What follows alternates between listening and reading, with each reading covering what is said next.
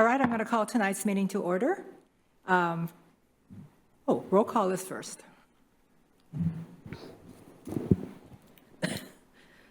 Mayor Pro Tem Wall. Here.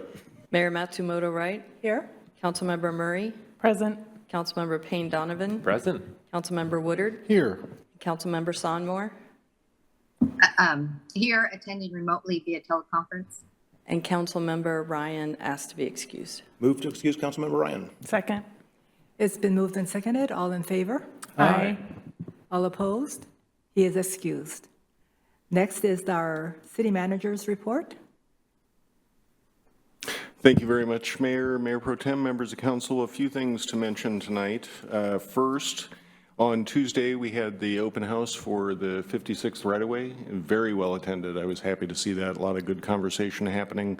And we got some good feedback and shared individualized plans with each of the property owners along the right-of-way that we're looking to acquire. For Hall Creek, as you all know, we're about to have the ribbon cutting later this month. I think everybody's very excited about that, so we're looking forward to that.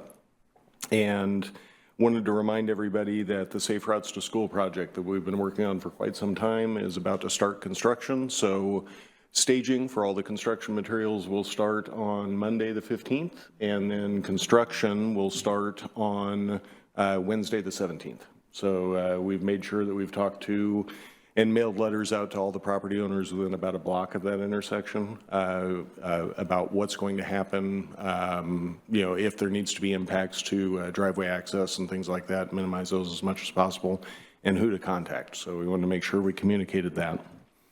Jeff, on that, what's the estimated timeline for completion there?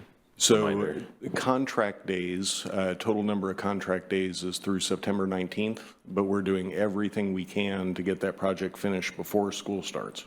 So we're going to try to push that as hard as we can, because we don't need that impact right when school starts and everybody starts heading back to campus. For Tour de Terrace next weekend, I wanted to remind everybody that the road 56 is going to be closed starting at 5:30, and then the parade starts at 6:45, so we're looking forward to that. And at Forest Park in Everett on July 22nd, we have the Nubian Jam that several of our council members would attend, and one is going to MC. So looking forward to that as well. South County Fire, our partners at South County Fire just restocked the life jackets down at Lake Ballinger. So that's full. I want to make sure everybody stays safe as the weather continues to get warm. Well, I guess it's actually getting a little cooler at the moment, but it's still warm. And lastly, on August 12th, we will have an open house right here in this room to discuss the draft environmental impact statement for our comprehensive plan. So we're looking forward to advertising that more widely, get the word out, and making sure everybody is aware that's happening and has an opportunity to comment on the environmental impact statement. With that, that's all I have. Happy to answer any questions. Are there any questions or comments for the city manager? Councilmember Woodard? Thank you, Mayor. I don't know if you have this answer yet, but it'd be wonderful to hear, how did the 4th of July go in terms of police calls or responses or anything like that? So 4th of July went very well. There were two incidents with fireworks, none of which caused a major amount of damage. We were happy to hear. Preliminary counts last year, I think we had 7,300 people, and we had significantly more than that this year, which is great. It's getting to be a bigger event. Although we did talk about lights on exit last year, and we put those up this year, and we did receive a few complaints about blinding people as they were trying to leave. So, a little bit of balance, but we'll find the balance point there. Okay. Anyone else? All right. Okay, so let's move on to the recognition of the Eagle Scout projects. With Jeff Betts, our Rec and Parks Director. Behind me. Okay, am I? Okay. All right, good evening, Mayor Pro Tem, council members. I'm Jeff Betts, the Recreation Parks Director, and at this time, I want to call up a couple people to help me. So we have a RPAC, newly installed RPAC chair, Forrest Rita. You want to come on up? And then we also have Sally Buckingham here, Regent of the Lady Sterling Chapter of the National Society of Daughters of the American Revolution. I had to write that one down. That's a long one. So these people are here to help and assist me recognize some scouts who have done a lot of really great work in Mountlake Terrace. And I'd also be remiss if I didn't mention that Ken Courtmunch is here also, who started the scout projects with these two scouts. And so he really wanted to be here to see them through. So, and then also Selena Williams, the new park supervisor, is here. It's going to be her job to do this going forward. So I'm just the intermediary here. You're next after this for the scouts. So to follow the line and the same definition of why we do this that Ken's used for years and years and years, to achieve Eagle status with the Boy Scouts of America is not an easy task.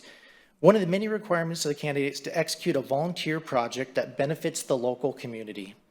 For Owen and Theo's projects, both built upon Zachary O'Connell's Eagle Scout project and some others as well at Terrace Creek Overlook, all of these scouts were part of Troop 60 and have worked to improve the parks in Mountlake Terrace together. So I would also want to call up at this time Owen Davies and Theo Cooksey.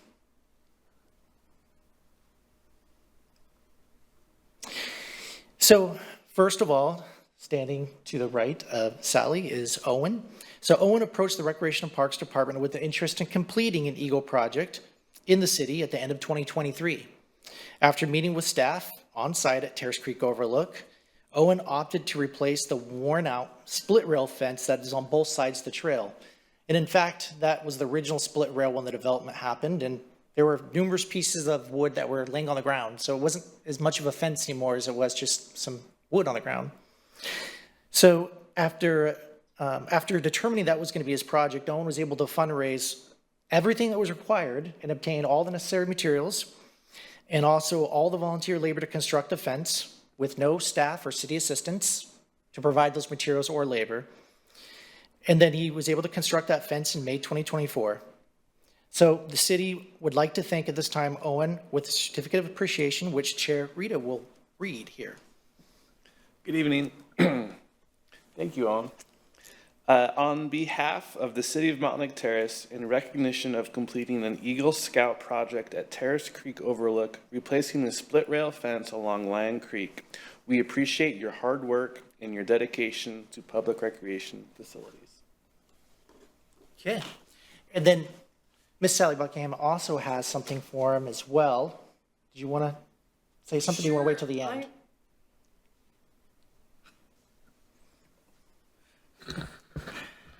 Thank you, Madam Mayor. I'm part of the National Society Daughters of the American Revolution.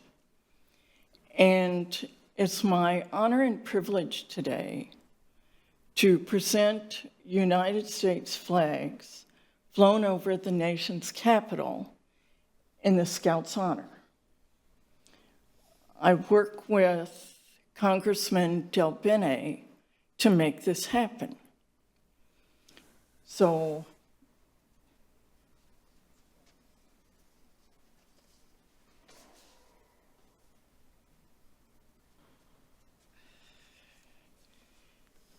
working with Ms. Del Bene, it's a congressional award for their community service and to attain the rank of Eagle Scout.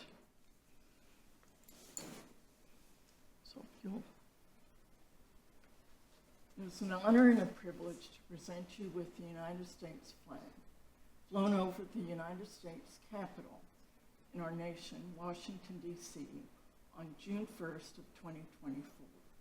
Thank you. You're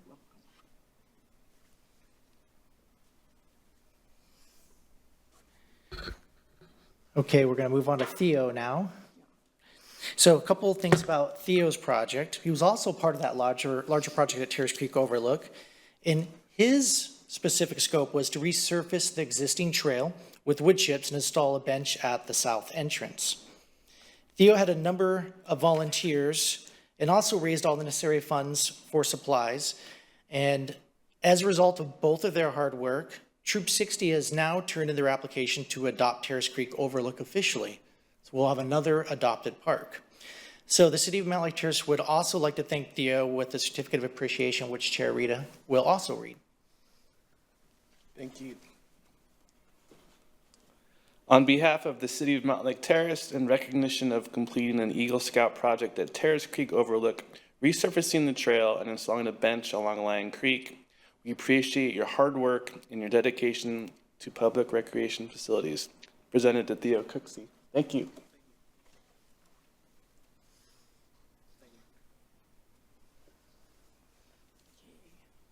Theo,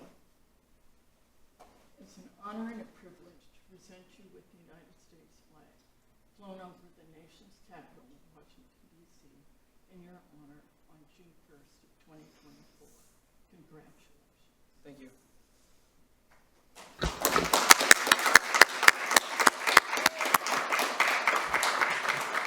So just as follow-up, we are really fortunate in our area to have such fine young men really working in the community and working to actually make things better. So we're really appreciative of all of your hard work.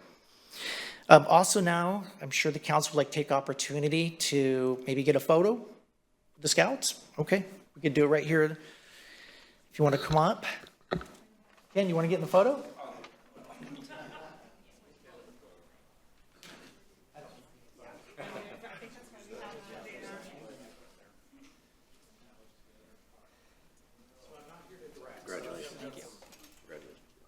We want you guys in the middle.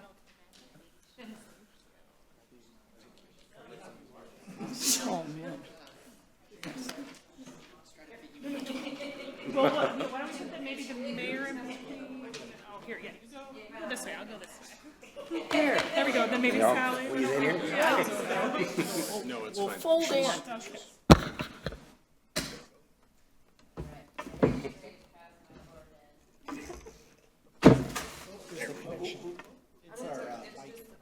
It's fine. It's fine.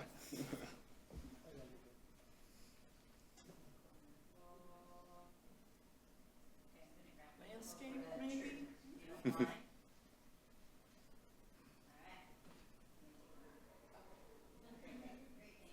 Good deal. Terrific opportunity. Now that we've torn up the floor. It's okay. It's all good. I've done worse. Thank you. Thank you. Thank you. Appreciate it. you. Thank you. Yep. Oh, and that's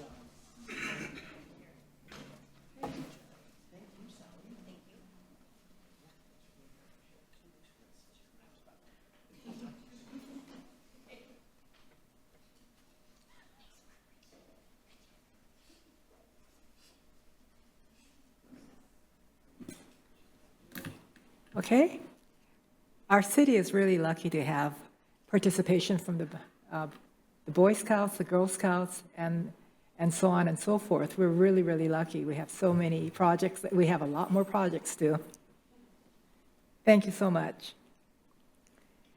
Okay, so next on our agenda is, and we all know Adam, presentation of the Board of Everett boundary expansion with the Port of Everett Government Affairs Manager, Adam Lemieux, who we all know because we worked with him with Congressman Larson in his old job.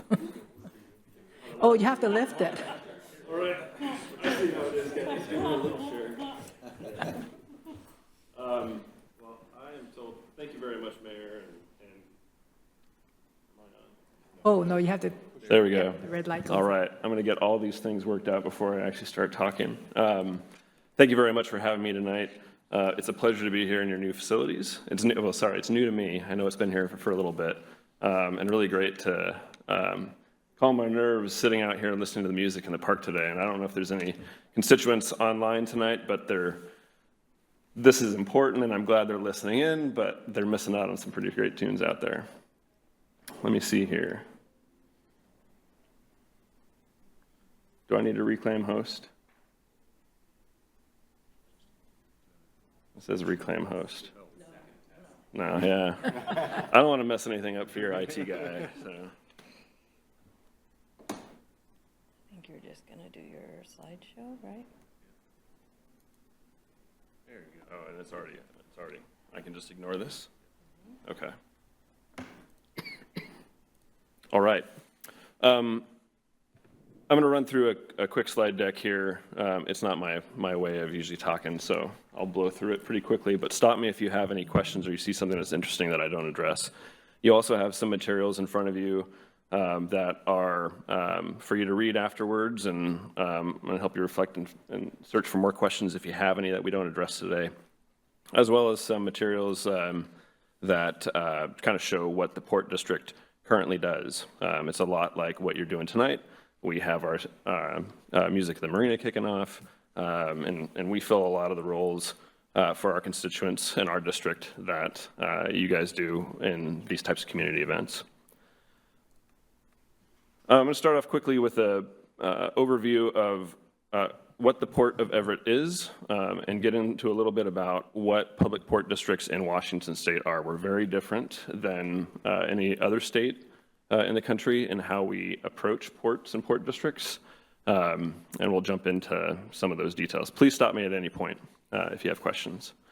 Our port district and its boundaries were formed in 1918, and we have a constituency of about 110 people presently. We are governed by 3 elected commissioners, and we are a special purpose district of the state, chartered specifically for economic development. And in that, our authorities that are granted by the state are pretty wide in how we can interpret what economic development is. We are a primary support of Snohomish County's 2 largest employers, that's Boeing and Naval Station Everett. We support a little over 40,000 jobs in the region and contribute to $433 million in state and local taxes. These numbers are based off of a economic impact study from 2019. We operate 3 primary lines of business. That's our seaport, our marina, and then our real estate. Tonight, I'll talk briefly about our seaport and our marina.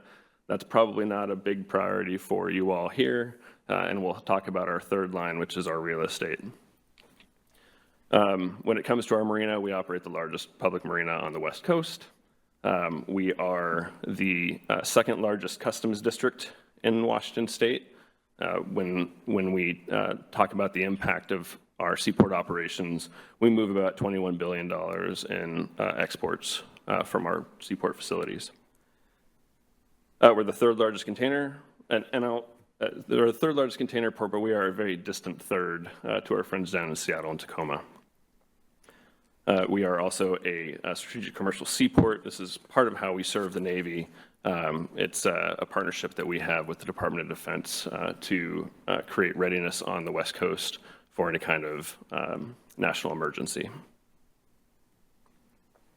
When we are looking at how we approach our business lines and how we make investments, we apply a lens represented in this graphic. Our primary focus is on serving our community and our constituents. We create jobs and work to enhance the quality of life of our communities. We create opportunity. We are tasked by the state with economic development. We're out working to create sustainable jobs and communities. Recreation is a part of that. We put a big emphasis on creating new public access. And if you look at our land holdings as a port district, over half of them are for public access. Transportation, that's hopefully obvious when it comes to seaports. We are moving a lot of product and a lot of oversized, high-value equipment that supports Washington and U.S. manufacturing. That's kind of our, we are a container port, but our primary focus is project break bulk. So it's these large, oversized, high-value, goofy-looking pieces of equipment. And it's fun to come down. If you haven't been on a tour of our seaport, let me know. Every time you go down there, it's something different. I was given a tour the other day, and there was a helicopter we were loading onto a ship, and that was just not what I expected. I thought they could move on their own. And then sustainability. We spend a lot of our time working on creating a balanced approach when we are doing economic development. A lot of the times we're working with very challenging parcels that have contamination from previous mill sites or are in sensitive areas adjacent to water or waterways or wetlands. And we want to make sure that what we are focused on is going to be creating long-term family wage jobs. Port districts, so I get a little won't stay too far 100 years back, but port districts were authorized by the Port District Act of 1911 by the Washington State Legislature. A lot of that was in order to help communities gain control of their waterfronts to take advantage of a variety of things that were happening around the world at the time. In June 8th of 1918, the Port District was voted to be formed.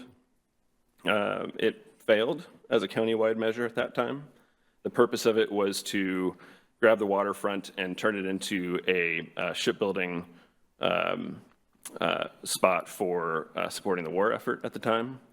The supporters of creating the Port District then shrunk it to the areas where folks felt like it would be most successful, which is the Everett and Mukilteo waterfront areas, and it passed the next month. Our boundaries currently cover most of the city of Everett and parts of the city of Mukilteo, as well as some unincorporated areas near Marysville. Sorry, the weather's been beautiful, but it's also triggered all of my allergies, so give me a moment.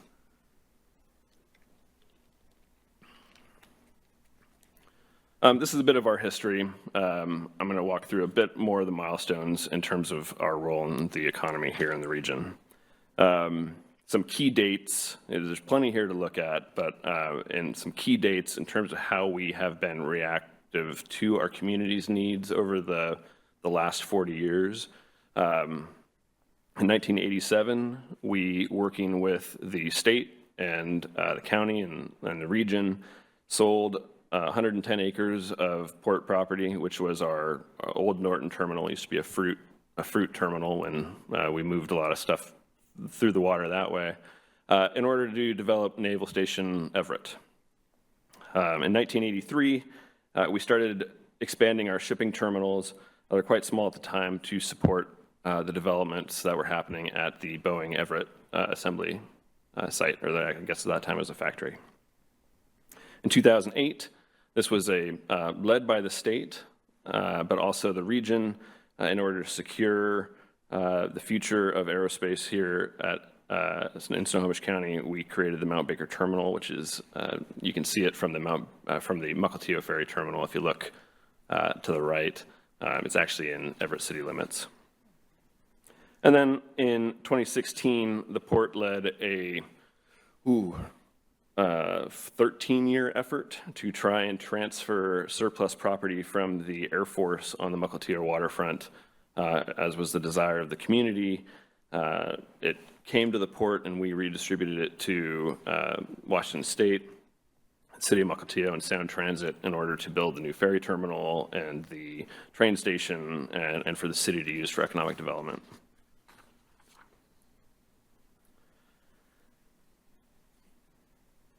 Ports are, as I said, kind of unique beasts.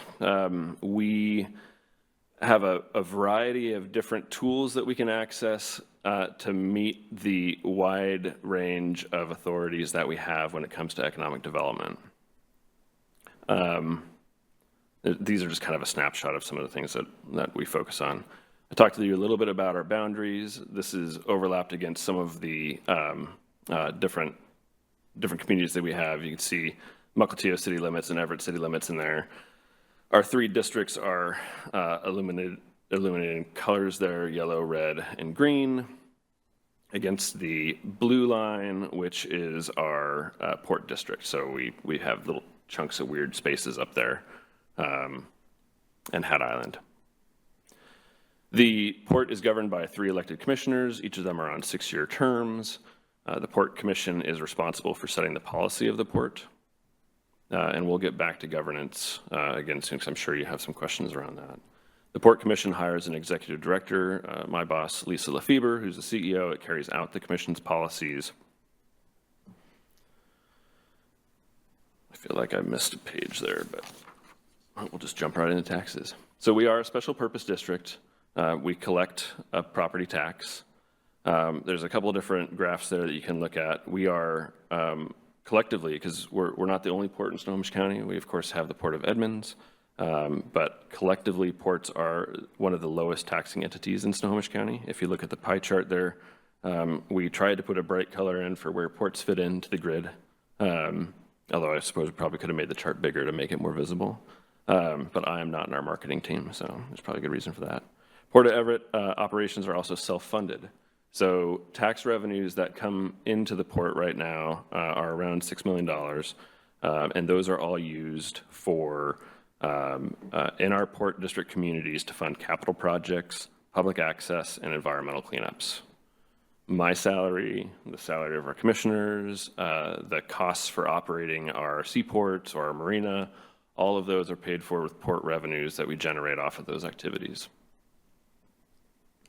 And then just as a note, port taxes aren't collected on tribal trust lands or federal lands, so the Navy base doesn't contribute to that. We currently collect just under 19 cents per thousand, or roughly $100, just a little shy of $100 a year on a $500,000 property. In terms of economic value, this means different things to different communities.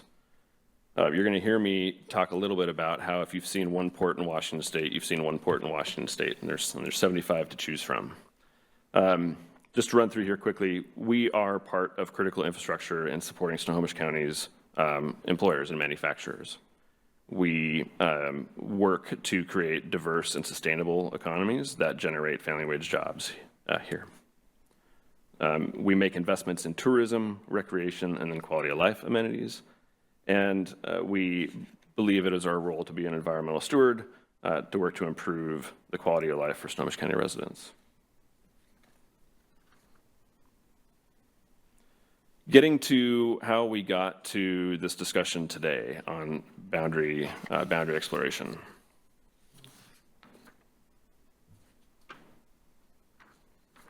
This is a map here of all the countywide ports in Washington State. If the Port of Everett was created today, because of the size, if any port was created today in Snohomish County, it would have to be a countywide port based on rules that the legislature passed dealing with the population of the county.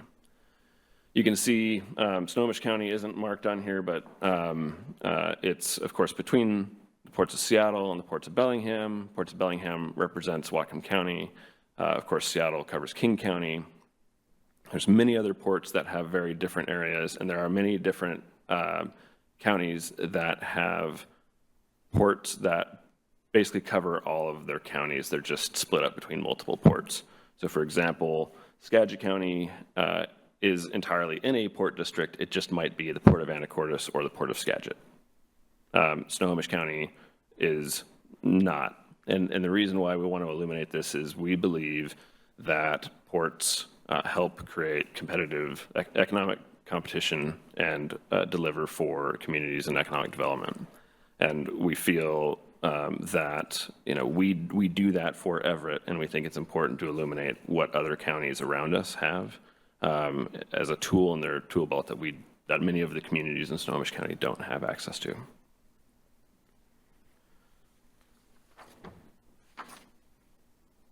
I feel like I got a fast finger here.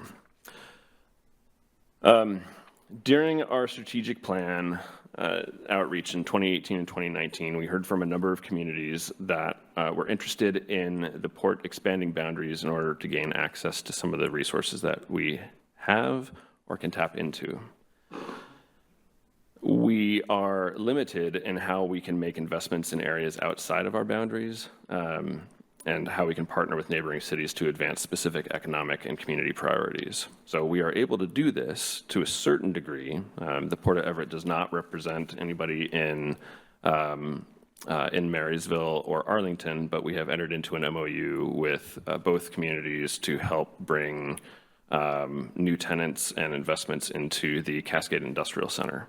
So we're able to do that because we're not spending money on the ground. We're providing marketing and communication support, and where we can provide some of our staff that can help in the planning and permitting space for those communities as they take on these big development projects.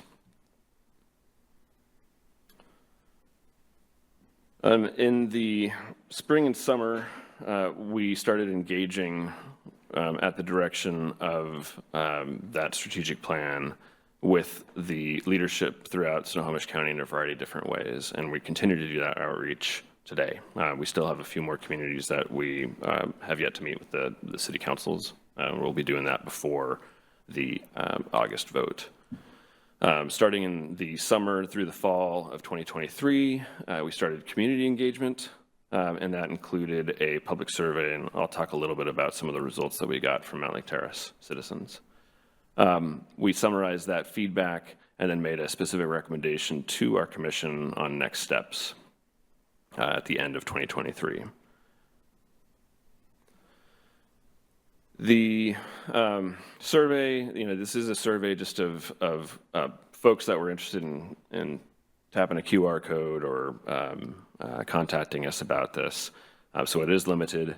The respondents are all outside of the Port District. So if you were represented by the Port District, you were thanked for attempting the survey and sent on your way. This is from folks who don't live in our current district. So we received a little over 1,500 responses from 23 different communities in Snohomish County. Almost 83% were residents, and 17% were business owners. Most of those responses were from Everett, Marysville, Lake Stevens, and Snohomish, in that neck of the woods. We did get some respondents from Mountlake Terrace and some of the communities down here. And because we weren't sending these out to people outside of our district, we kind of had to grab them as they visited, or as they heard about it in the news, or however we could get to them. And then 88% are folks who own their homes as well. We asked the question, how often do you interact or visit with the port? This is always tricky because a lot of times you go to a public port in Washington State and you don't know you're actually at a public port. Absent a giant shipping crane and a big ship, you might not know you're at a port.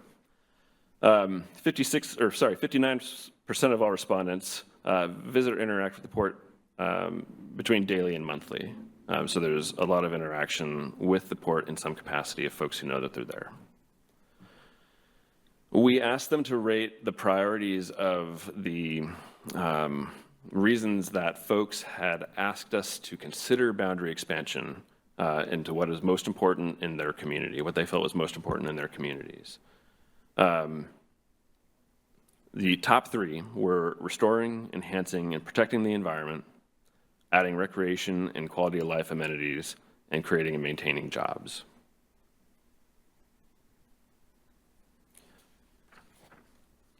I'm not going to get through all this, and I can certainly provide you this information if you would like. You have it, of course, in the PowerPoint, just in terms of how frequently people were talking about a variety of different things like transportation improvements, like habitat restoration, like waterfront development and public access, and environmental cleanups and sustainability initiatives.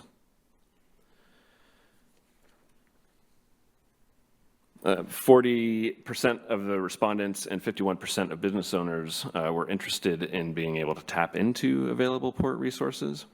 65% were neutral or interested, I guess is a way to categorize those. One thing that we learned through this survey was that a fifth of the respondents were unsure about port resources and how they could be used in their communities. And I think that's something that anybody in the port world in Washington State kind of already knows because of how hard it is to define. Because if you ask somebody about what a port is, they're going to talk about cranes, they're going to talk about planes and ships. That is certainly part of it. We don't do planes, but we do ships and boats. But we also do all these other pieces that we can jump into. And then wanted to provide you just kind of the snapshot from Mountlake Terrace. Not a lot of respondents. I think it was 12, if I remember off the top of my head. You can see that when ranked in interest, 58% of the respondents indicated they were interested in port resources being made available in their communities. There we go, 12 respondents from Mountlake Terrace. And then of note, business respondents here and Snohomish County matched in their interests. They were interested in transportation, community revitalization, environment, and small business grants. This is the port is a granting agency, so to speak. We do offer business grants and community grants through a competitive process for entities in our district. Adam, while we're on the topic of business grants, what does that look like? What size business? For what purposes are these grants available? Certainly. So these grants were primarily started as a result of the harm that was being done to some of the hospitality industry during the pandemic.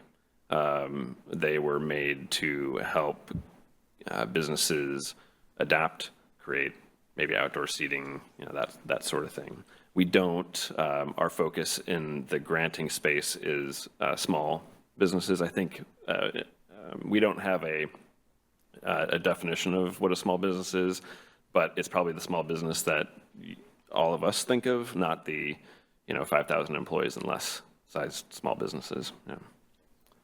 Did you, was that just for business related activity or okay. All right, on the measure itself. On December 19th, the Port Commission passed our resolution that directed staff to start drafting up the proposal for voter consideration. We make note that this is historic because we haven't had a port district authorized in Snohomish County or evaluated in over 100 years in Snohomish County. It's been discussed in some of the communities throughout the county, but no action has been taken to actually form it.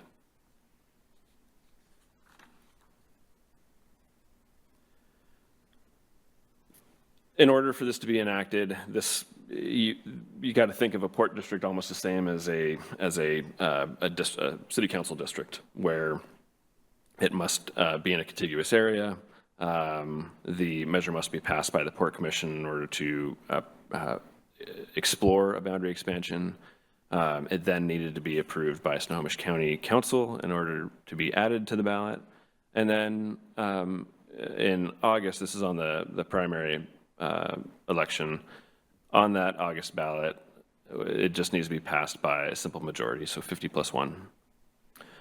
And then the governance structure and redistricting would occur later if the expansion is approved by the voters. So this is this is a two-step process for the voters to consider. The issue of redistricting will begin immediately after after passage of the measure. The existing 3 districts would be expanded across the new district area. In subsequent elections, voters would then determine, so this would be in November of 2025, voters, if this measure passes, would then be asked whether or not they want to increase the size of the commission to a maximum of 5, so go from 3 to 5. And then immediately after if this measure is passed in August, the port would start the strategic plan process for the entirety of the newly drawn port district. And this is our public process that informs the port with each community on what the priorities of the community are and where we should be seeking to partner and where we should be making investments. It's a public process that then goes in front of our commission for approval. I'll go back to our strategic plan. If you've visited the Everett waterfront lately, you've probably seen a lot of our changes that we've been really working on for the past 20 years. Most of that waterfront was contaminated from some type of mill activity. So we had to go through and clean all that up. We had to restore some of the bulkheads and things because it is a tricky piece of property to develop. It's all fill right on a busy, tidally influenced area because we are at the mouth of the river in Puget Sound. But we have what we like to call a balanced waterfront, which was the direction that we received in our last strategic plan from our community. So the Everett waterfront is, when it comes to the port's land is divided up into 3 areas. One of them is our working waterfront, which is a seaport and shipyards and other things. Then we have the bulk of our land around the marina, which is divided into industrial and light manufacturing. So we're maintaining a job center there, and we are currently developing out the commercial, retail, and residential component of that plan. So the idea was that, the direction that we received from the community was that they needed to have something that was still a job center, brought new residences down there, and created kind of a vibrant community with retail and commercial activities.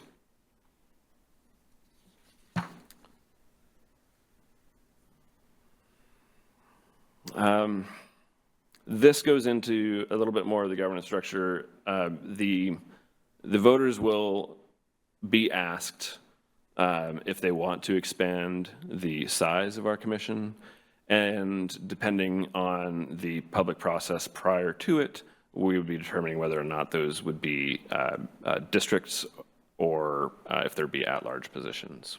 The default generally in all those scenarios would be districts. So if they're asked, do you want at-large, and they say no, it's districts, and if the issue of an at-large position is not offered, then it defaults to districts. So it'd be 5 districts that would all have to be redrawn.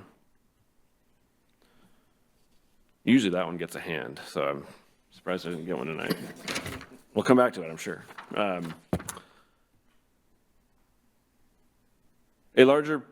This was also tricky. I think folks really want me to just come out and say what we're going to do in Mountlake Terrace, and I can't say what we're going to do in Mountlake Terrace. Yeah.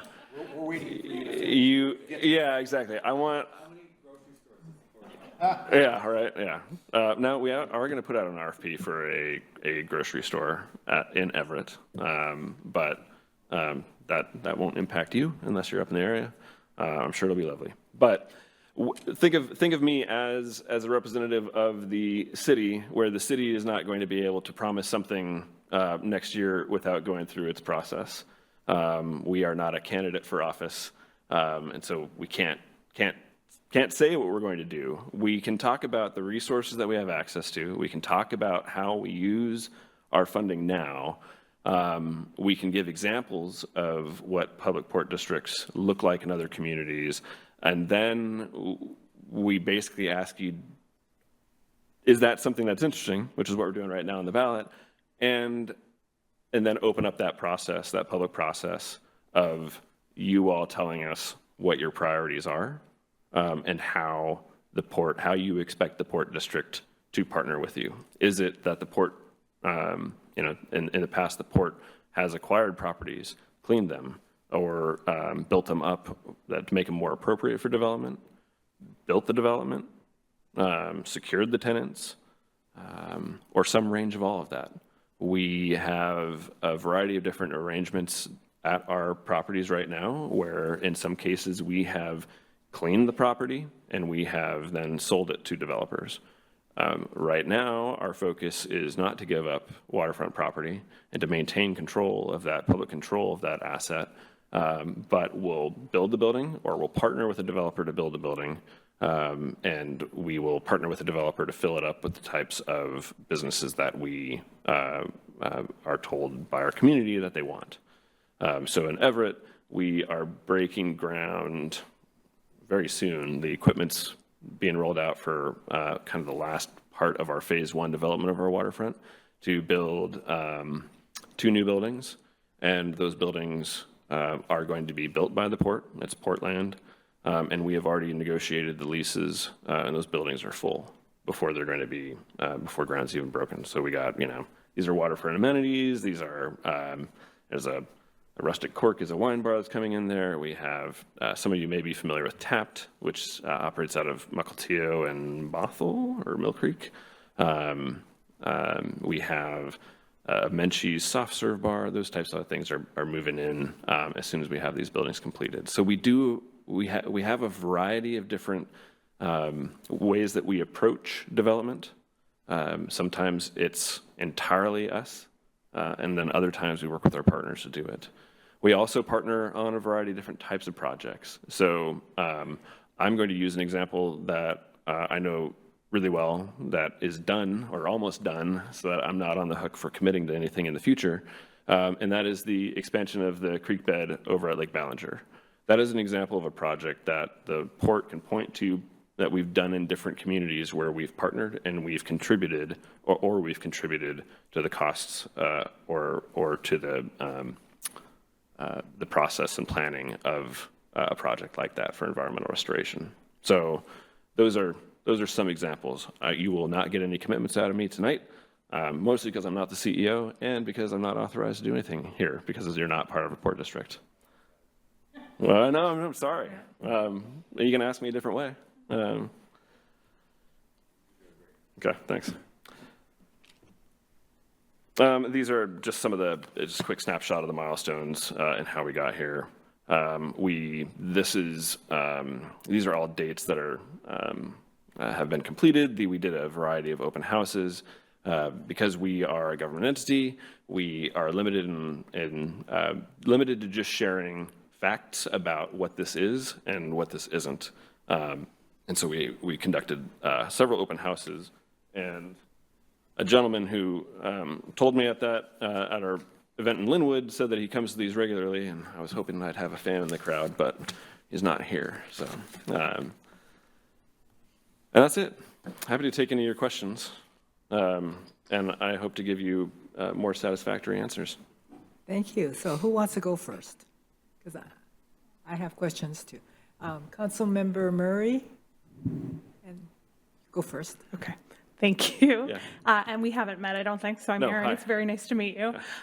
So I think back to your point, I understand that you can't kind of tell the future, but I do think our residents, when they're trying to understand this, right? I think to your point, I think even folks who are, kind of more familiar in government spaces, struggle to, define and be able to convey like what is a port and why it might be of interest to our residents. And so I guess I would love to just try to better understand some of those examples of the work that you have done. I mean, so when you talk about real estate and real estate investment, outside of like real estate at the port itself, because that, I think people connect that, right? Yeah. But what other, I guess, real estate investments, has the port made? Maybe do you, understanding why they made those in terms of strategy and kind of the benefit to the greater port district and the residents there? I mean, would love to hear a little bit more about some of that. Yeah.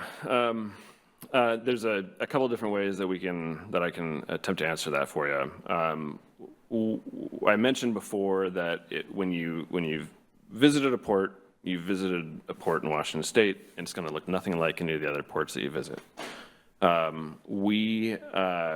If you've been to Walla Walla and have gone to a winery in Walla Walla, odds are you've been in a port building on port land that was developed for that purpose based on what the community was directed. The community and the economy was directing. If you go to Chelan, Chelan and Douglas have created Chelan and Douglas County have created I don't fully understand it, but it's a joint port district or port governance structure over two separate districts. I don't quite understand it, but they're doing kind of similar projects to that. They're also operating an airport. They are making investments in former industrial sites for new energy consuming job centers. I don't know, say like data centers and those types of things that are taking advantage of some of the electrical benefits in that area. If you go to the Port of Benton has some transportation infrastructure elements, but they are going hard and fast on a lot of very confusing to me electrical projects that are looking at small nuclear to fusion or fission or both. These are things that are beyond me. I was a Middle Eastern Studies graduate, so I get lost. But they are doing a lot of really cool projects based on Benton County obviously has a lot of ties to historic American energy development, and they're continuing that in a new direction out there. The Port of Pasco has developed a huge facility that was subpar agricultural land that is now going to be the largest dairy gold processing facility and the largest dairy processing facility in the country, to meet the needs of their economy and what their job providers and job creators out there needed. If you go north to the Port of Bellingham, the Port of Bellingham acquired the old Georgia Pacific, or I think that's the paper company, right? Yeah, property. I'm digging on some 14-year-old, 14 years back knowledge from my congressional days. But they acquired that waterfront in order to maintain public control of the waterfront, and they've been developing it with a seasonal. It's not food trucks. It's kind of like food trucks. They have shipping containers that they've turned into food truck spots. It's next to a pump track for kids. I feel like you should start with that. Yeah, right, yeah. I mean, we have great food that I'm really glad that we also have 4 miles of walking trails outside my office, because we have too many bakeries and coffee joints that I'm not talking about the beer and everything else. But that's, it's every port. There's 75 of them. There's definitely not 75 seaports in Washington State. They're all doing something different to meet the needs of whatever the community is. In Mountlake Terrace, it will be different than what Linwood may want. It will be different than what Monroe wants, and it's going to be different than what Darrington wants, and will be different than what Everett wants, partly because of your geography, partly because of the nature of your economy. My recollection is that there is some industrial and light manufacturing in Mountlake Terrace. There's not a lot of it. And that's probably not, unless we're told otherwise, that's probably not the focus moving forward for you all either. And so we would be talking to you about whatever your priorities are, and based on what I've seen and have experienced in the past, you have some big redevelopment plans that, frankly, you've been I told the mayor earlier, it looks like you're checking off that list, which is fantastic, including this facility here.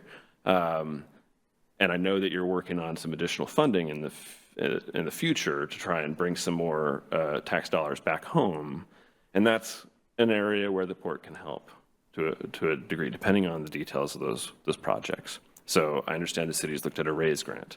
We've received, it was a build grant at the time, but we received a build grant. We know what kind of challenging things those can be and how demanding they are. And as the guy who has to write the grants at the port, I know how challenging and emotional that process can be.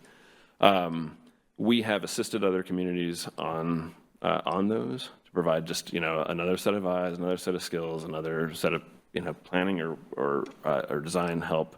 But we also can come in with port programs that we can compete for if they match. If it's a freight corridor of any kind, we can come in and match through a competitive process of our own some of those larger grants that are available on the federal and state levels.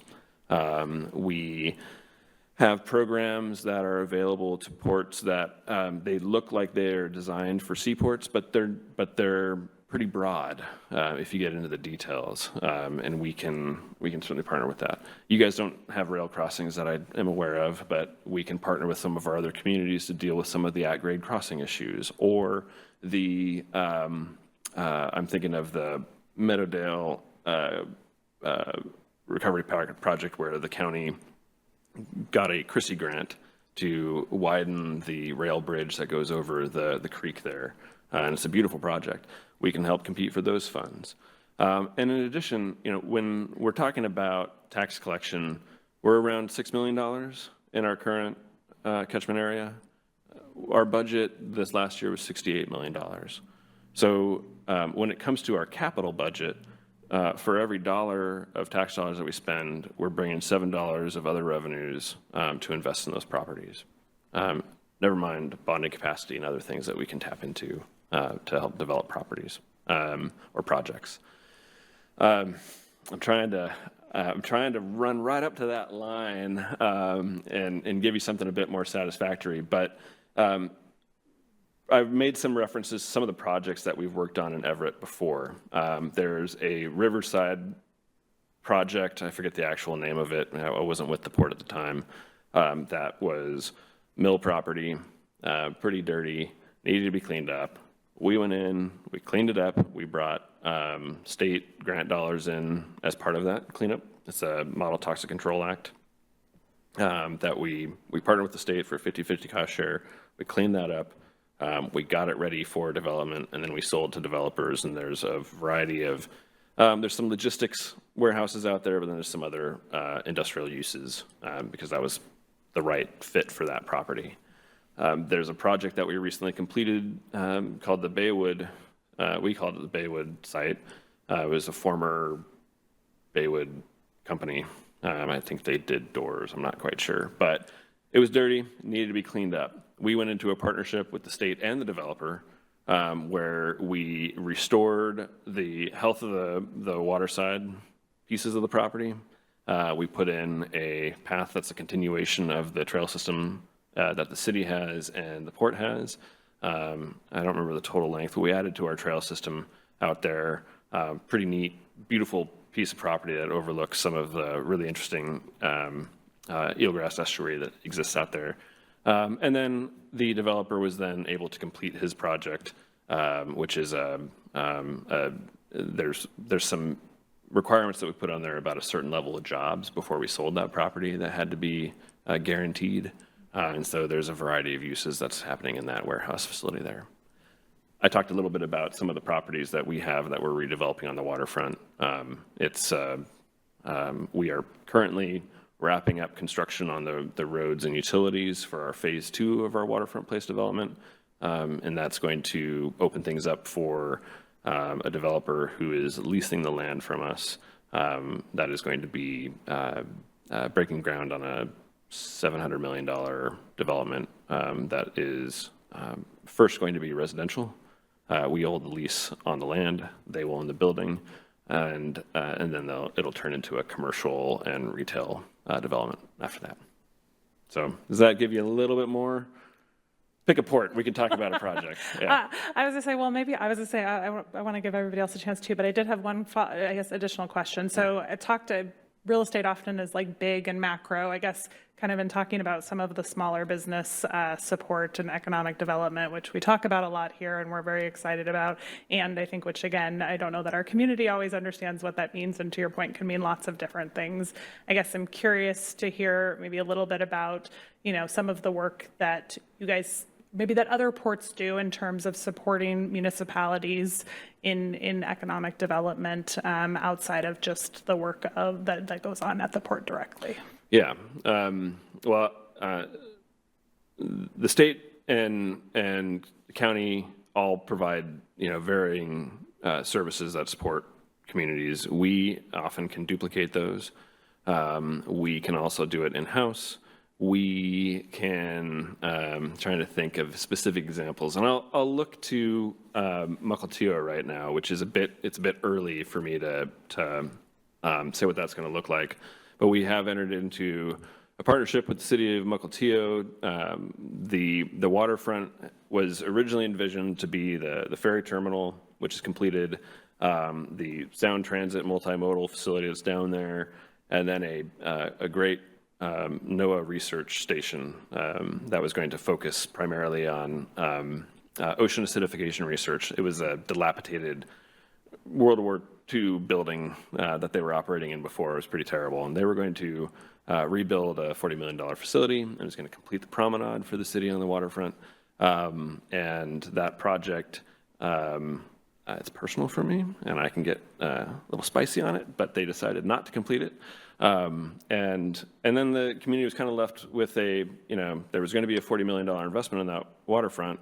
They were going to be able to complete the kind of broken up amenities that the public has and the public access that the community has on the Mukilteo waterfront. And the city kind of needed to figure out what to do next. The port has the Ivers restaurant on the waterfront down there is a port tenant.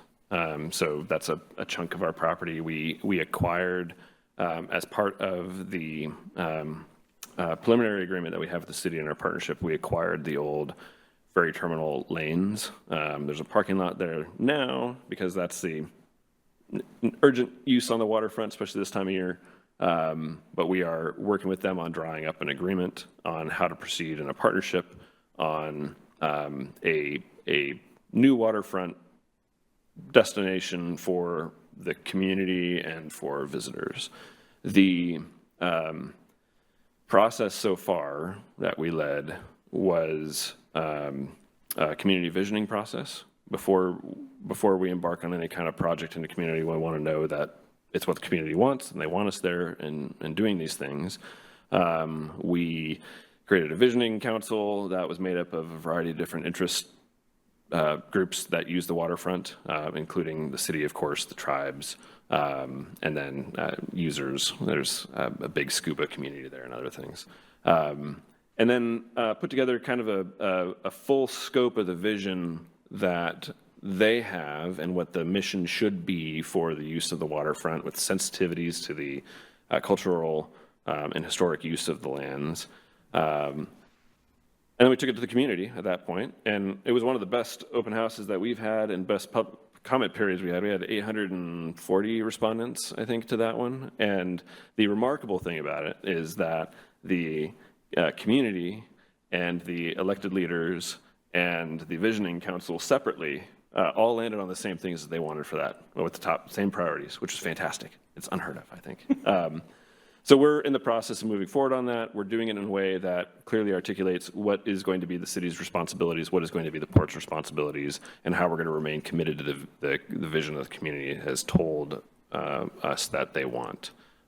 We're still in the process of designing that agreement while we're each kind of respectively kind of doing our part to tackle some of the investments that are critical right now as we do that. That's a long process.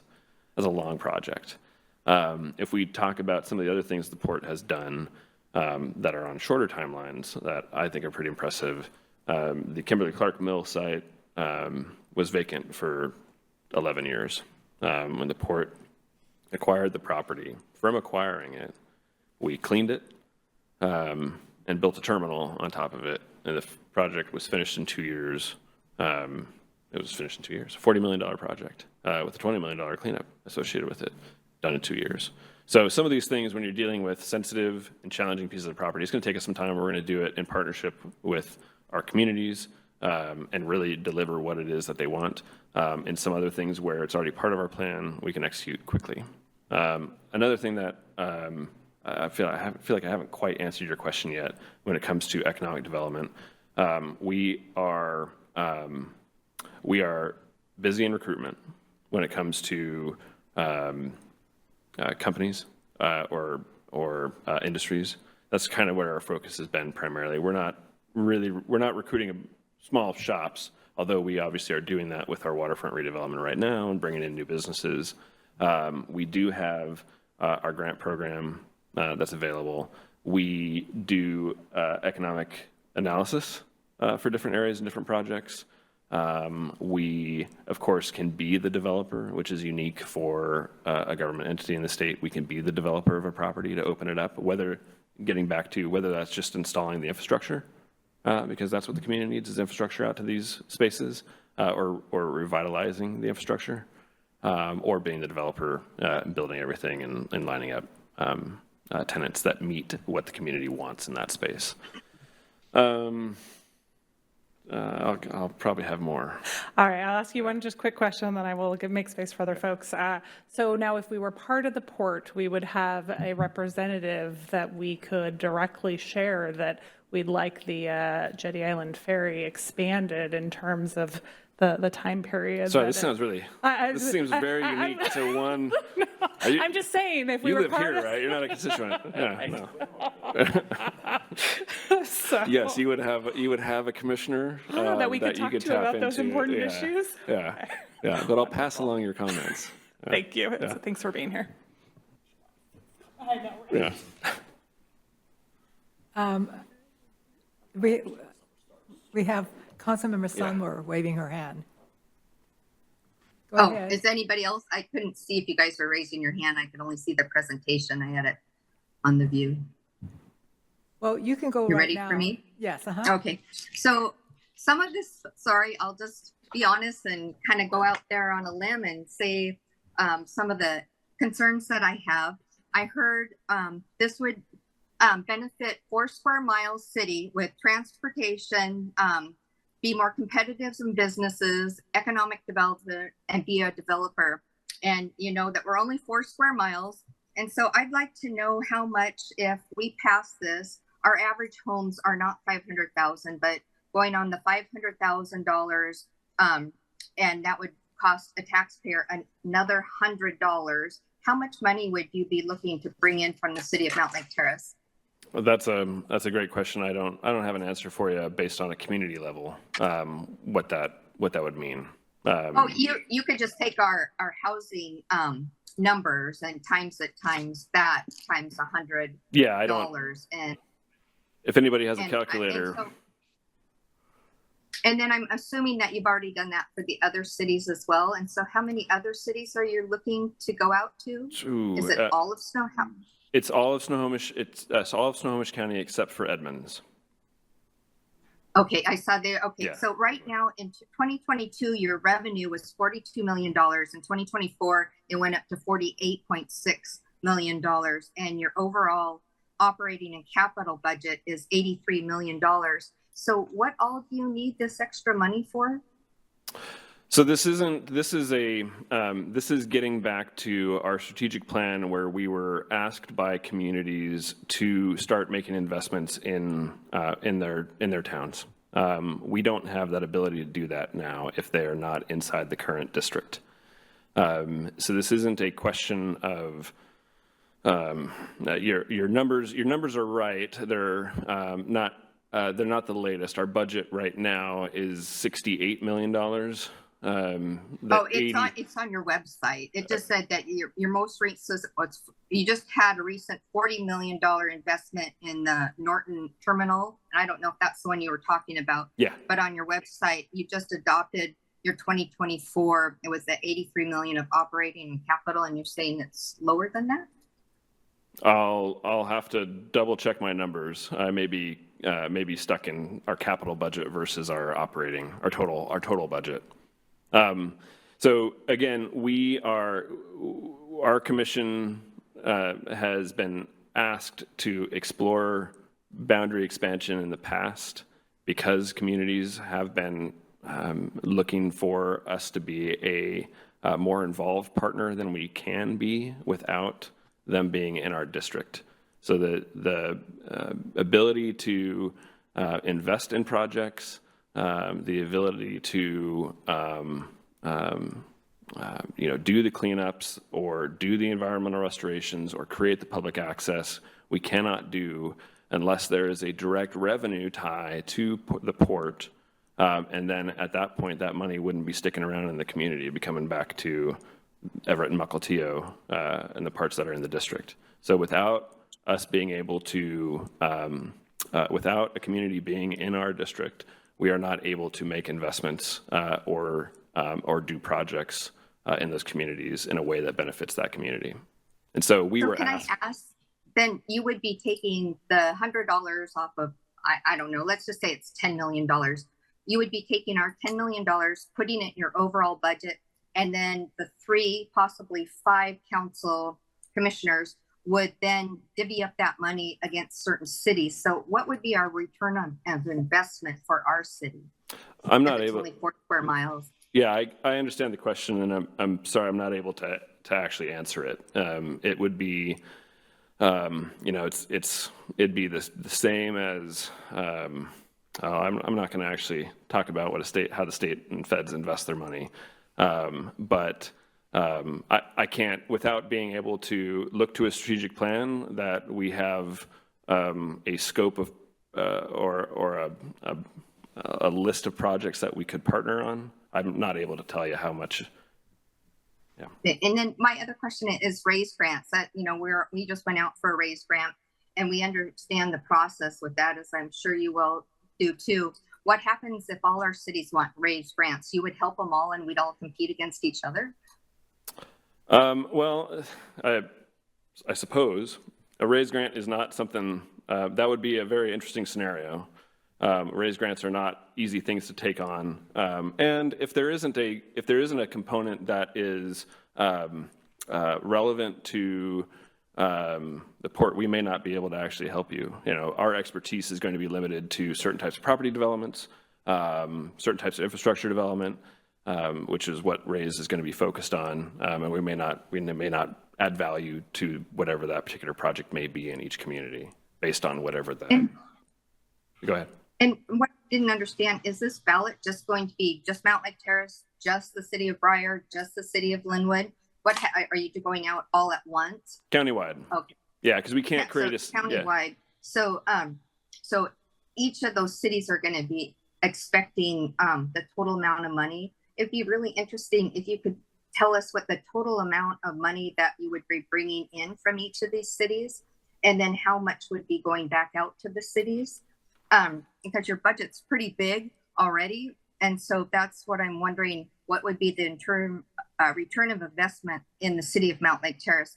Because competing with Linwood, where they're huge, and us, we're so small, and Briar, that's so small, that we'd have to really tell our citizens what they would be getting. And we may be going out for, you know, funding in the future that our citizens would need. So it'd be really fascinating to understand, because I know you said you can't make promises because you have your commissioners, and please tell David Simpson hi from all of us. We've known him for years. And he's a good contact for us too.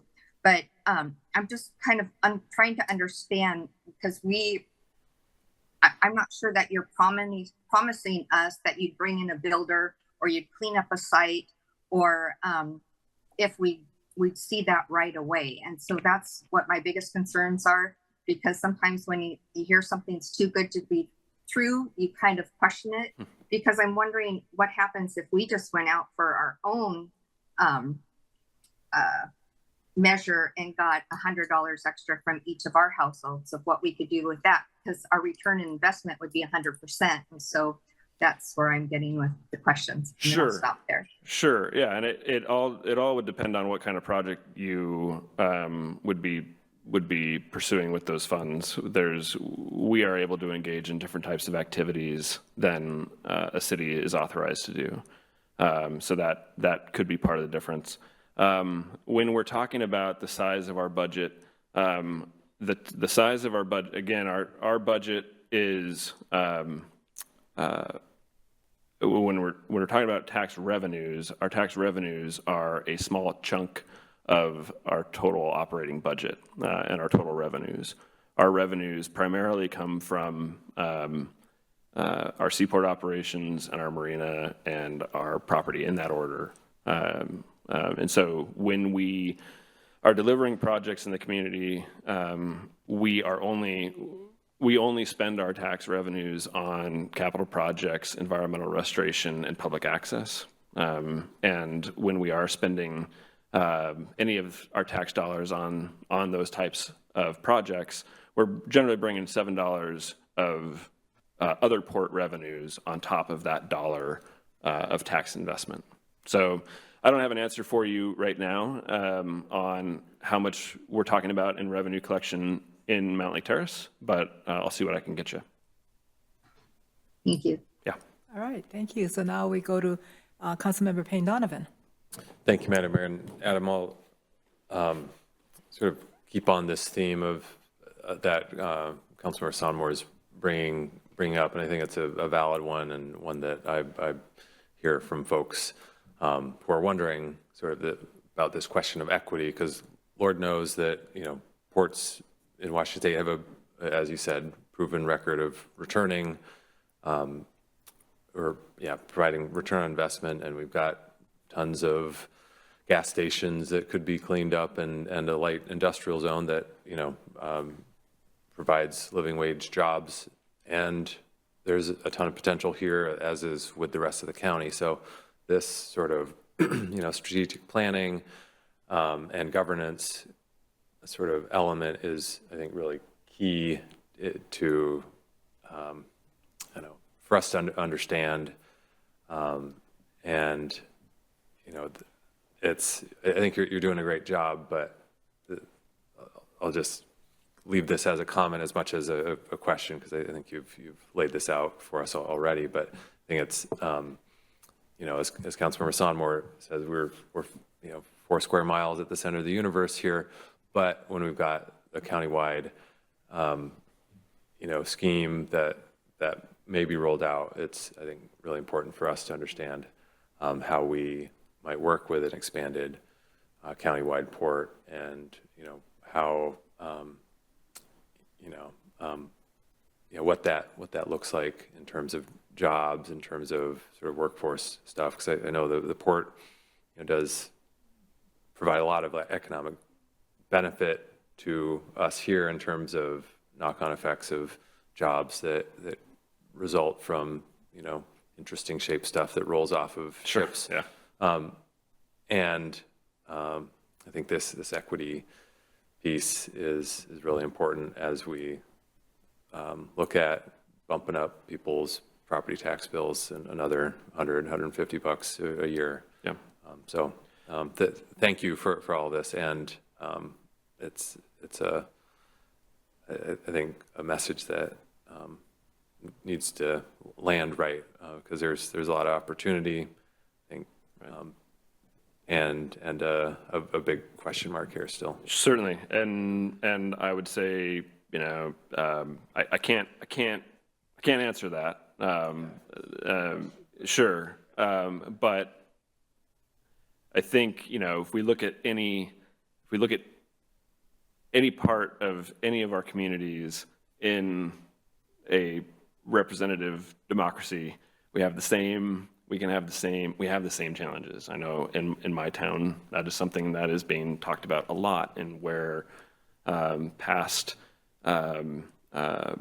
city investments have been made in certain parts and not others, and then how we're making investments in other parts. So I completely understand the equity question when it comes to how port dollars would be invested. That's why I think I made a point of mentioning tonight that, you know, as soon as we have direction from the voters in August, if the measure passes, there's 2 things the port's going to immediately embark on. One is redrawing the existing districts to encompass the whole. And there is a deadline, I think it's August 1st of 2025, that we'd have to have that completed. That sounds too short. We'd be starting that process earlier than that deadline, in advance of a vote then on how many districts or how many commissioners, and if that is a district-based thing, which would be important in this part of the discussion. And then, more important, it is a public process. It doesn't require a vote, and the city and this council would be engaged in it. Is our strategic plan, where we would get to know your community better than we know it now, and hear from you all and your constituents about what their priorities are in your square miles, and that's the beginning of that process, to ensure that investments are being made back into this community. And then you'd have to hold your commissioner's feet to the fire too. So. Yeah. Yeah. Okay. Anyone else? Then Mayor Protem, you have questions? Thank you, Madam Mayor. And Adam, thank you for being here. You know, when I first heard about this during Snohomish County Tomorrow presentation, when you guys came and talked about it, I thought, oh my gosh, we got to make sure that you guys come out here and help educate our citizens and our council. And I do see huge potential opportunity for us. But I'm going to ask the question, which I echo everything my colleagues have said. I mean, you know, what can you do for us, and how can we ensure the ability to bring those dollars that our citizens, our residents would be investing into the Park District back home? So I can tell you that if it does pass, we will be anxious to get together as soon as possible, because we have big dreams. We do have an economic development strategy, and we have a lot of ideas and things we want to be doing here in Mountlake Terrace. Going back to 10, 15 years, whatever it's been now. Yeah, it's been a while, yeah. Are well aware of a lot of it. Would love to update you on that and work together to bring those dollars back home. So let me ask this a different way. How can we, if it passes, how can we access those dollars and help bring those dollars back home, other than obviously working with our representative in the district? Well, you know, I think we have an idea of what, I think it'll be the port's responsibility to do outreach to you all. You know, really on day one, once we figure out what the voters have decided, you will, you know, shortly after the election, or sorry, I spoke about elections too long. Shortly after the ballot measure passes, you would you will know who your current commissioner will be through the process to the next general election. So you will have that level of elected. I don't get to direct their schedules, so I don't quite know who it'll be or how they will engage with you. If they're smart, they'll do it right away. And then, of course, Lisa Lefebvre, our CEO, would be eager to start making the rounds to learn about your community. I have outdated information on Mountlake Terrace. My family plays in your parks, and we come to the library here. Now that I know you have music, the next hot evening when I'm just trying to burn out the last of their energy in partial shade, I'll be out here. But we need to know more than what we're reading in the newspaper about what you all are doing, and you will be hearing from us. And then, of course, you'll have my contact information. You've got Lisa's. Sounds like you already have a relationship with one of our commissioners. David. Yep, we'll make sure that you have the right contact info. That public process on the strategic plan will start immediately, and it will include engagement directly to this body and your constituents in a variety of different ways. And that's the part where you're going to start telling us what we need to be doing here with your constituents' tax dollars. Very good. And we will very much look forward to getting together and sharing our ideas. Yeah. And back to Councilmember Sonmore's thoughts on the tax revenue. I agree. I would like to see. I mean, so how much tax revenue are you currently collecting? And if this passes, how much would you be collecting countywide? And then likewise, what would our portion coming from Mountlake Terrace residents and property owners? Yeah. I will get you the best numbers that we have or have access to. Our rate does not change as a result of this ballot measure. So it's still going to remain that, well, it'll go down over the years, but it's currently 18.8, and the millage won't change as a result of this action. And so we have some numbers that we can work with, and I'll let somebody who's better with numbers. My dad was a math teacher, and I love my dad, but that might be why I struggle with math. So I'll have somebody else help me, and we'll see what we can get you. Appreciate it. Yeah. No, thank you very much. Thank you for coming out. It's got to be a hard job educating the county, all the voters, for the primary election. I hope that everybody's going into this well-informed and takes a good close look at it, because there are tremendous opportunities. But $100 is $100. $100 is $100. And yeah. it's hard. It's hard to be giving up anymore. So it's a challenge in helping folks understand the benefits and why that additional $100 is worthwhile. I fully appreciate that, and our goal is to, if this is a community that we're representing, that we're going to be a responsible and responsive partner, and moving forward and helping meet our shared constituents' needs. So certainly appreciate the time. I don't want to cut anybody off. I don't see any more hands going up. Okay. All right. Thanks a lot. Good to see you all. Thank you very, very much. Yes. Oh, you want 3 minutes? Okay.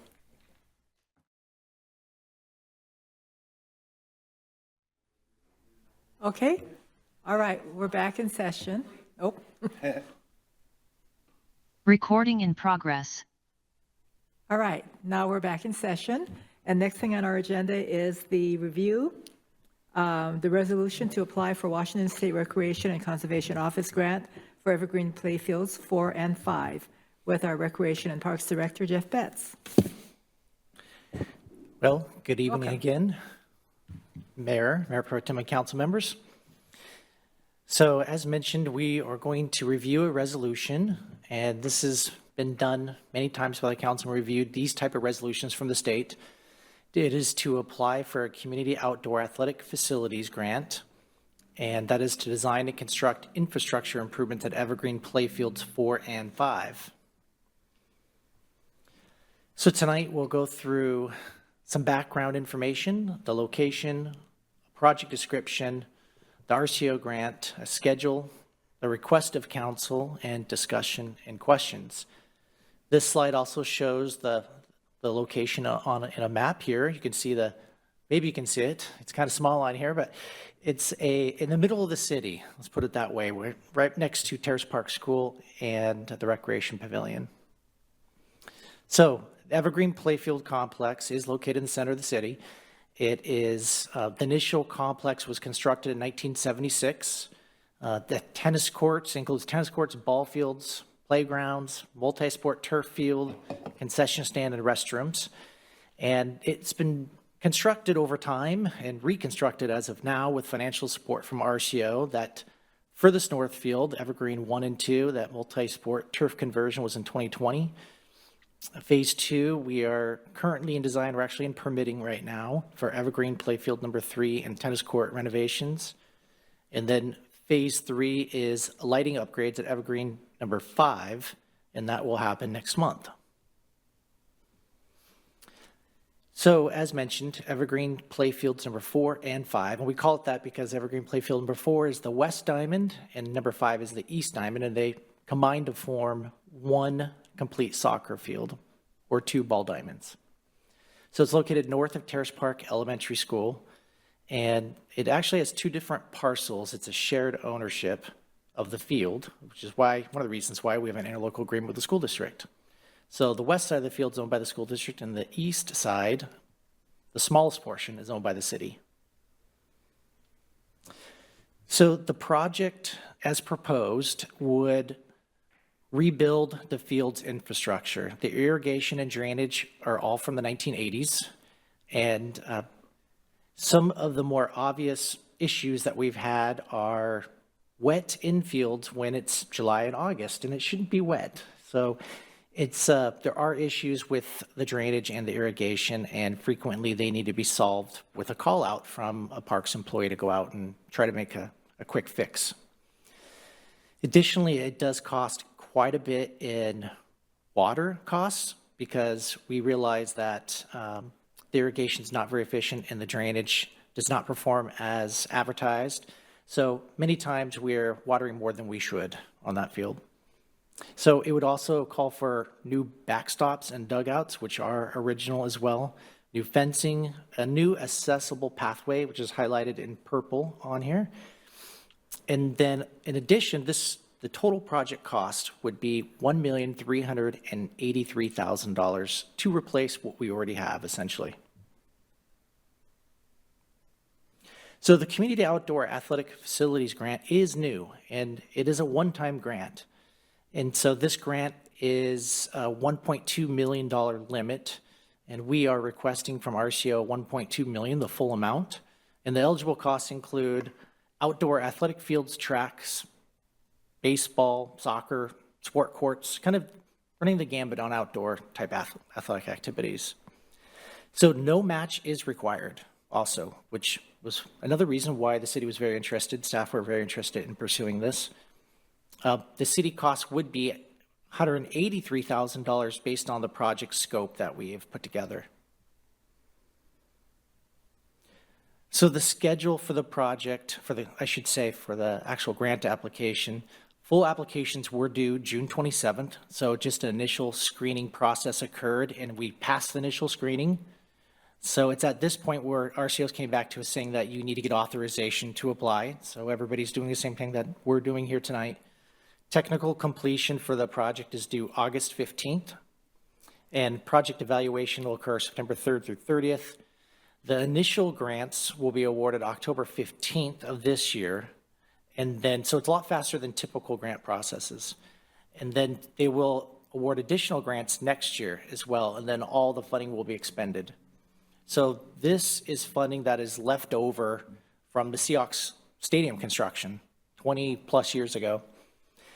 So the legislature set RCO out, the Recreation Conservation Office, about a year ago, probably 2 years ago now, to try to come up with another grant program on how to give this money out to youth programs, youth fields, and things of the like.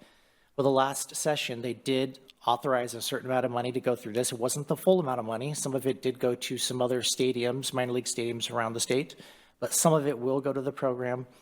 And they also divvied up those areas into counties and combinations of counties and regions to what you'd be competing with. So we won't be competing with the whole state. We will be competing with Skagit, Snohomish, Whatcom, and Island counties.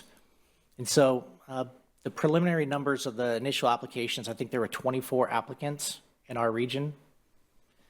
So if you look at the dollar amount, it looks like probably maybe 4 applicants will get funded. So you need to be top 4 to have a chance. So we've done all that, and now we're here to get authorization and hopefully move forward with a good application and able to get some funding to replace some infrastructure. RPAC did review this over a couple of meetings and did also concur with this application. The actual authorization wouldn't occur until 2 weeks from now at council level.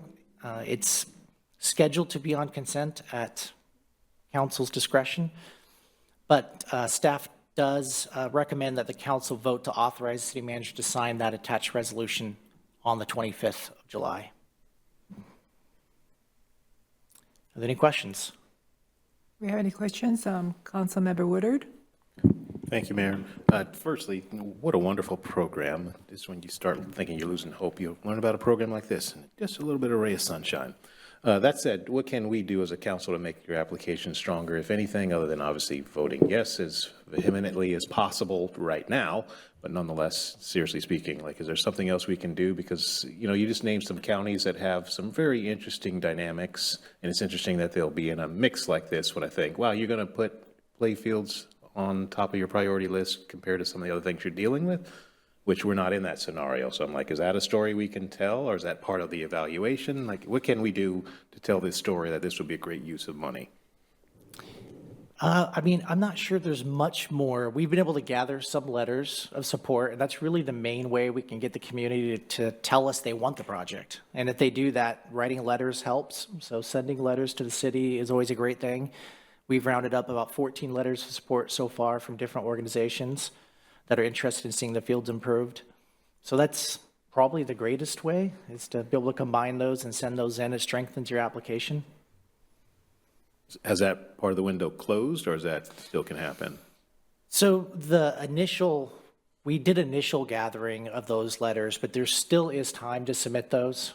I think the date is on here for when it was due. Technical completion to be August 15th would be the deadline. So can I ask, like, did you reach out to, say, like St. Pius directly across the street? Those types of, this is great. I was just trying to get an idea. Who have you already asked to figure out who can we make sure get We have a letters to you? stakeholder list that we've built that we Okay. send them off to.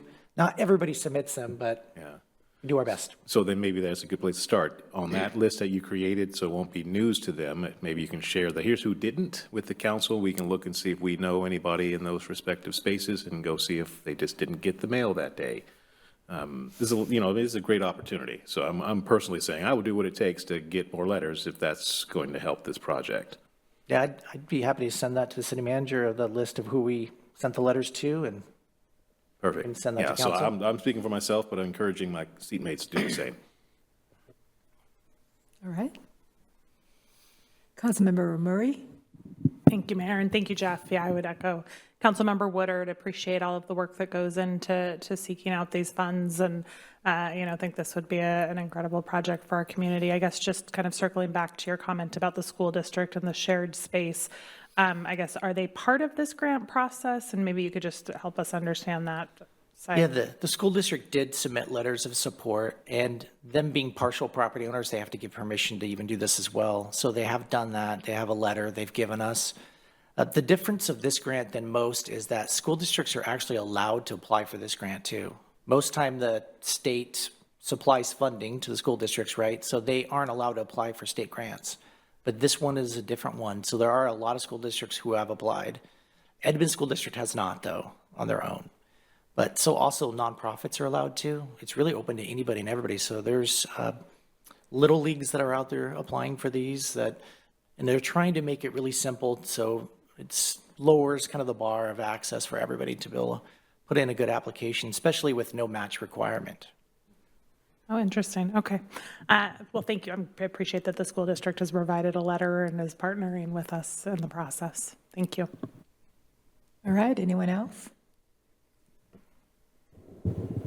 Okay. Well,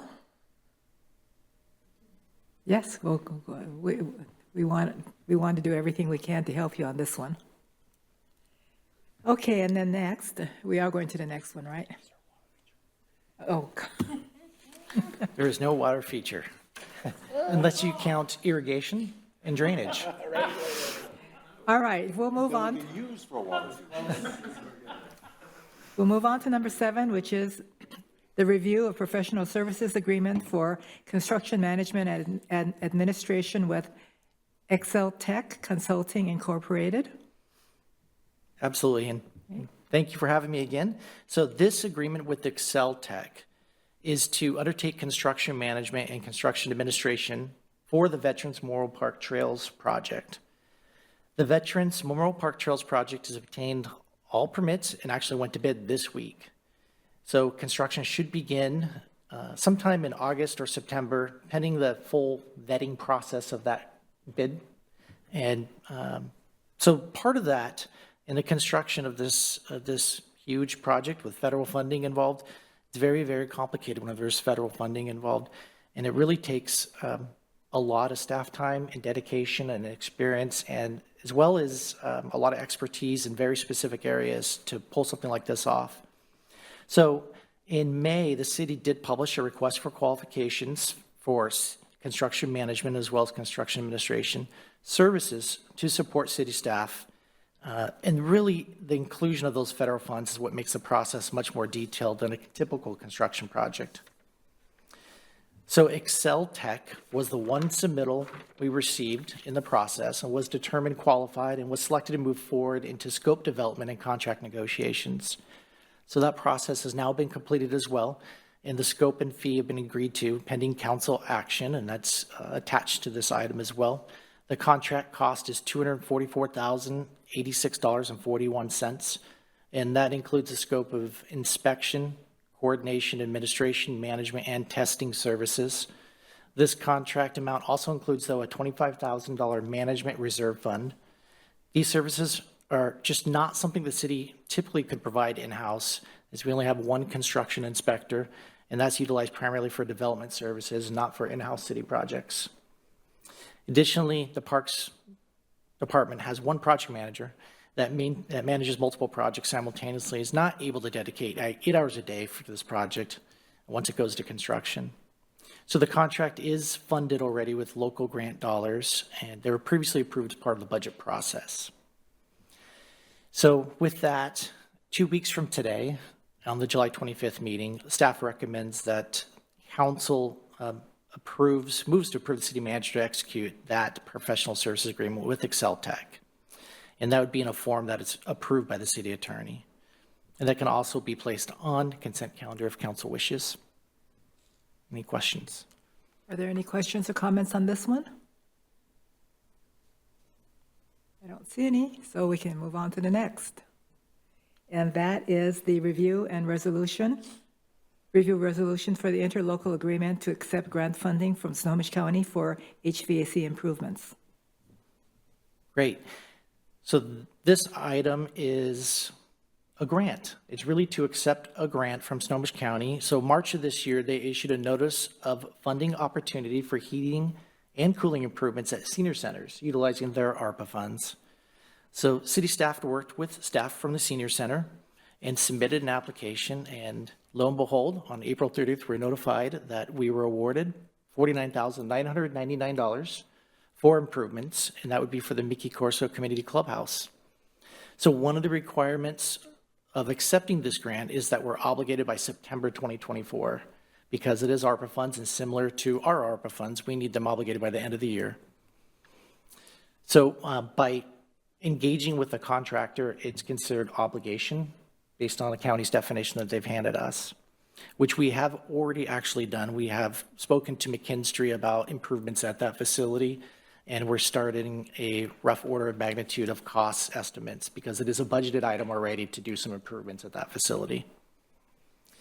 So additionally, another requirement is that the senior center would serve as a publicly accessible warming, cleaner air, and cooling center during normal hours of operation, which they have agreed to. The existing heating and cooling system at the facility is mostly original, dating back to the early 90s.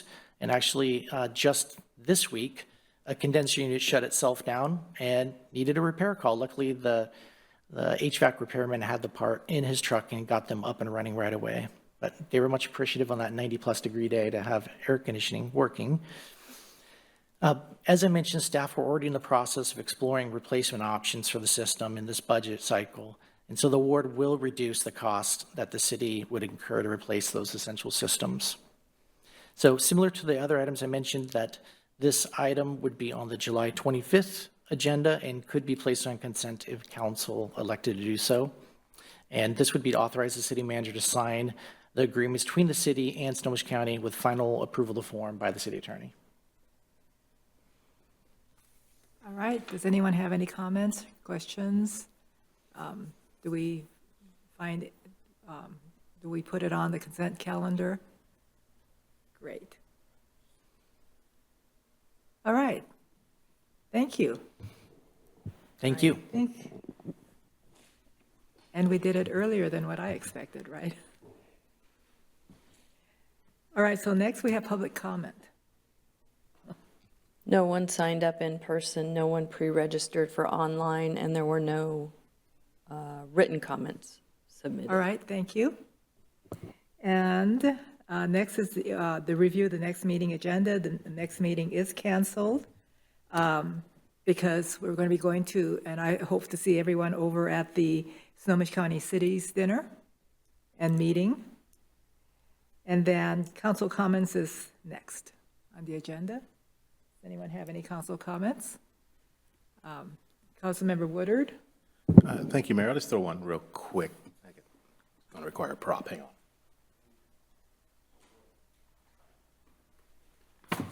Oh, so, you know, we get our mail and no one ever looks at it. I ain't going to lie to you. But I looked at this one because they gave me a heads up.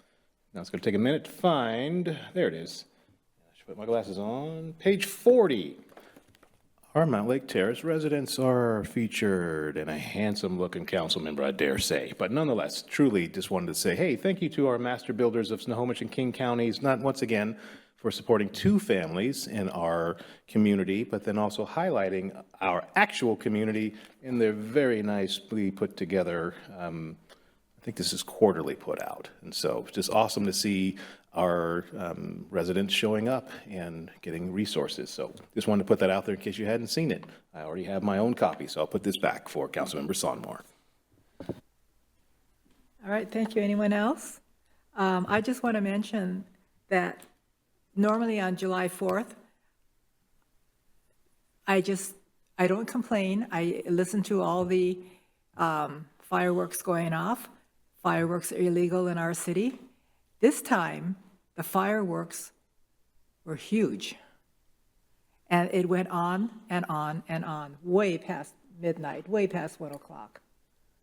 And it was in Jennifer Park, because I could see that it was right over the next door. And so I tried calling our non-emergency number, and that went beep, beep, beep, which meant Everybody was calling. And so I'm just wondering, it's illegal in our city, but what do we do about it? Because it's not working.